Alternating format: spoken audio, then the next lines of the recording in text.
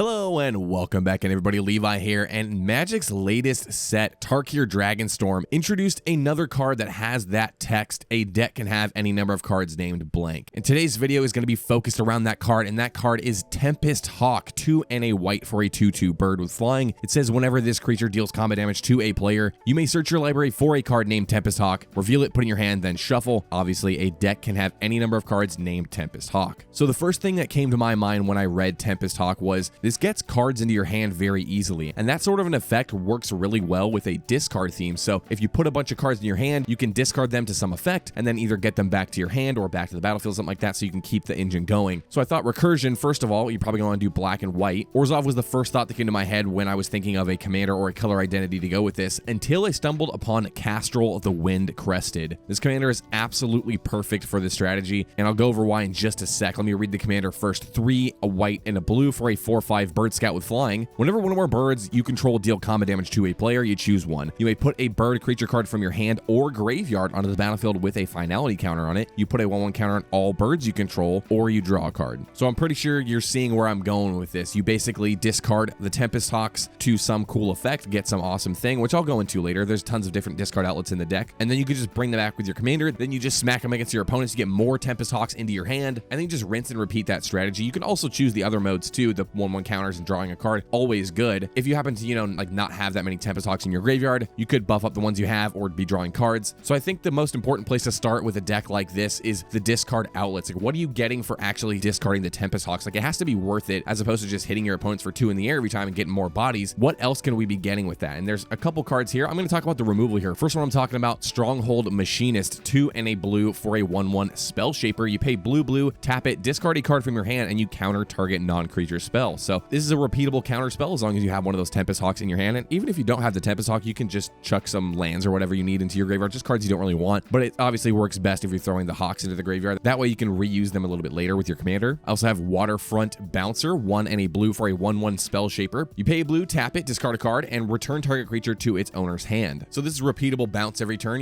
If your opponents have big scary creatures that they're planning on hitting you with, you just pay the blue, discard one of your Hawks, bounce that creature, then you get another Hawk in your hand from attacking, and you can just do it again the next turn. I also threw in Diplomatic Escort, 1 and a blue for a 1/1 spell shaper again. The spell shapers really work well with this theme. Pay a blue, tap it, discard a card, counter target spell or ability that targets a creature. So this one's a little bit more narrow, but if anyone goes to, kill your commander, kill one of your Hawks, anything like that, you can just pay a blue, tap this, discard one of the Hawks, get it back later, either counter that spell or ability. And obviously our commander is not the only way that we're planning on getting back our Hawks out of the graveyard. I also threw in some recursion like Guardian Scale Lord, 4 and a white for a 3/4 dragon with backup 1 and flying. It says whenever this creature attacks, return target non-land permanent card with mana value X or less from your graveyard to the battlefield, where X is this creature's power. So pretty much the only thing we're trying to get back from our graveyard is the 3 mana value Tempest Hawks. So we don't actually have to buff up the Guardian Scale Lord at all. The 3 power is just enough to get those Hawks back, and it's very easy to get in with combat damage on at least one opponent who doesn't have a flyer. I also threw in Grimoire of the Dead, 4 mana legendary artifact. Pay 1, tap it, discard a card, put a study counter on Grimoire of the Dead. Then you can tap it and remove 3 of those counters, and then sacrifice it to put all creature cards from all graveyards onto the battlefield under your control. So it's basically like a discard outlet that also turns into a Rise of the Dark Realms. Another fantastic repeatable recursion effect, Court of Ardenvale, 2 white for an enchantment. When Court of Ardenvale enters the battlefield, you become the monarch, which is really good because in a flying tribal deck, it's very easy to get the monarch back. And it says at the beginning of your upkeep, you return target permanent card with mana value 3 or less from your graveyard to your hand, unless you're the monarch, which in that case, you return it to the battlefield instead. So either way, it's really good. If we're the monarch, we get into play and we get more Hawks into our hand. If we're not the monarch, we put them into our hand and then we can discard them some of our other effects. And one of those fantastic effects, probably one of the best cards in the deck, especially for this theme, Sphinx of the Chimes, 4 blue for a 5/6 flying Sphinx. It says discard 2 non-land cards with the same name and you draw 4 cards. I'm sure people play this one a lot in like their Persistent Petitioners deck or whichever one, but I actually hadn't seen this card before. So some other really good card draw like Bident of Thasa in the deck, 2 blue, enchantment artifact. Whatever a creature you control deals combat damage to a player, you may draw a card. You can also pay 1 and a blue, tap it, creatures your opponents control, attack this turn if able. So that second ability is pretty good. You could use it if you'd like to. Helps you get in for combat damage a little bit later if all their creatures are tapped, but I don't think it really matters too much in this deck. We are going to have flyers, so most of our card draw is on these Bident of Thasa style effects. However, I also threw in a really good one-shot with Airborne Aid, 3 and a blue for a sorcery. Draw a card for each bird in play. Pretty cool because it doesn't just count yours. If your opponents are also playing birds, which is pretty common creature type, I'd say. Then you just draw a bunch of cards. Some of the ramp here, Watcher of the Spheres first. White-blue for a 2/2 bird wizard with flying. Creature spells with flying you cast cost 1 less to cast. Absolutely insane. This is the best form of ramp in the deck. There's a lot of cards that have very similar effects to this one, and all we need is 2 of them out, and our Tempest Hawks only cost a single white mana, so just really cool synergy with these pieces here. It also says whenever another creature with flying enters the battlefield under your control, Watcher of the Spheres gets +1/+1 until end of turn. So we could be,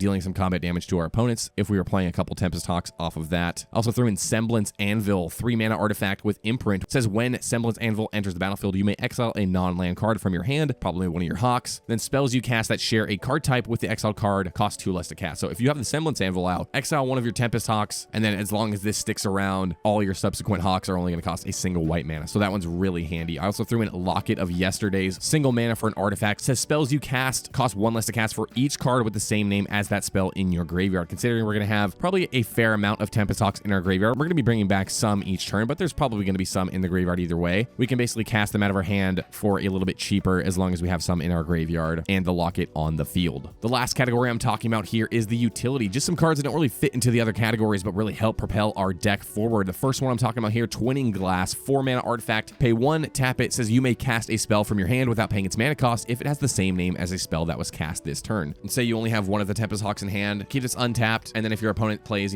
Arcane Signet or whatever, you can cast yours as well if you hadn't casted the last turn. So it also works with your opponents is what I'm trying to say. If your opponents cast a spell that you also have in hand, you can pay 1 and cast it. Basically free, and it's 1 mana, but basically free. I'm also super glad I found a deck for Ratum Mystic. I love this card out of Aether Drift, and I bought a copy thinking hopefully I'll find a place to put it, and this may be the one that I put it into. 1 and a blue for a 2/1 zombie bird wizard with flying. Each creature card in your hand has cycling 1 and a blue. So if we have none of our other great effects to discard our Tempest Hawks to, we can at least cycle them away with the Ratum Mystic's ability. Reflections of Lityara up next. 4 and a blue for an enchantment. As this enchantment enters, choose a creature type, and then whenever you cast a spell of the chosen type, you copy that spell. This is just insane. You choose bird. Every time you cast one of your Tempest Hawks, you get a copy of it, and whenever both of those hit, you get 2 additional copies out of your library into your hand. I think some play testing of this deck is definitely necessary in regard to how many Tempest Hawks you actually want to be playing. There might be times, a little bit later in the game that you might actually be running out of Hawks in your library because you're being able to tutor them out so often. I'm currently running about 26, so play test the deck yourself, take out some cards if you see fit, add more Hawks in if you need to. Just play around with it, really. Next up, I got Power Conduit, 2 mana artifact. It says tap, remove a counter from a permanent you control and choose 1. Put a charge counter on target artifact or put a +1/+1 counter on target creature. So this is basically solely for our commander's ability because it's putting those finality counters on our creatures when we bring them out of the graveyard. Power Conduit is a way to remove them. An even better way to do so is with Nesting Grounds. It's a land, taps for colorless. You pay 1, tap it, move a counter from target permanent you control onto another target permanent, only as a sorcery. So you can actually move these finality counters onto your opponent's creatures, or not even creatures. You can just throw it on any permanent. When that permanent would leave the battlefield, you actually exile it instead. So Nesting Grounds, a super important land in this deck. Bring back all the Hawks with your Castrol, move the finality counters to your opponent's creatures, and then once they die, it's really hard for them to get them back. I also threw in a Mirrorbox, not because we're doing any cloning, but it's got a really good Anthem effect on it that most people probably don't even think about when you see this card. It's a 3 mana artifact. It says a legend rule doesn't apply to permanents you control. Each legendary creature you control gets +1/+1, so nice little bump for your commander. However, the important text and why I'm playing is each non-token creature you control gets +1/+1 for each other creature you control with the same name as that creature. So there's a really good fit in any of those decks that are playing any number of cards. There's the other 2 white ones that you're probably going to want to be attacking with. There's the slime ones. So if you have one of those same name decks, definitely give Mirrorbox a look. And the last card I'm talking about here, probably I'd say my favorite card in the deck, Chamber of Manipulation, 2 blue enchant land. Enchanted land has tap, discard a card, and then you gain control of target creature until end of turn. Seeing as how we're always going to be having those Hawks in our hand because they're easily tutorable from our other Hawks abilities, you can just discard 1 to steal your opponent's best creature for a turn,